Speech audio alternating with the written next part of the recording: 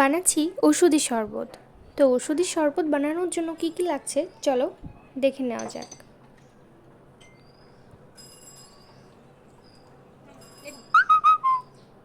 তো প্রথমেই লাগছে আমার একটা বিটরুটটা আমি কেটে নিচ্ছি।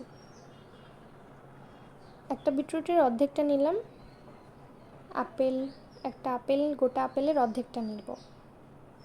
তো এখানে আপেল, স্লাইস করা আদা আর লাগছে লেবু। তো প্রথমে আমি আপেলটা দিয়ে দিলাম, একে একে সব দিয়ে দিচ্ছি ব্লেন্ডারে। তারপরে অর্ধেক বিটরুটটা দিয়ে দিব। এরপরে স্লাইস করা আদা সবটা দিয়ে দিব। এখানে বিট লবণ 1 চামচ পরিমাণ মতো, এখানে গোলমরিচও 1 চামচ পরিমাণ মতো।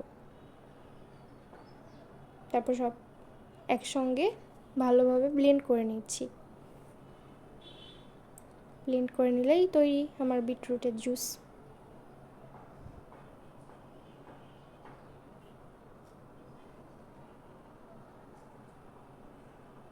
এই তো তৈরি। তো আমি বিটরুটটা নিয়ে নিচ্ছি গ্লাসে শরবত করার জন্য।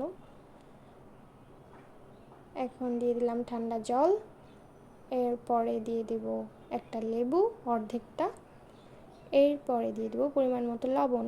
এটা স্কিপ করে গেছি, যাই হোক এই ওষুধের কোনো গুণের শেষ নাই। তো সবাই ট্রাই করবেন একবার হলেও।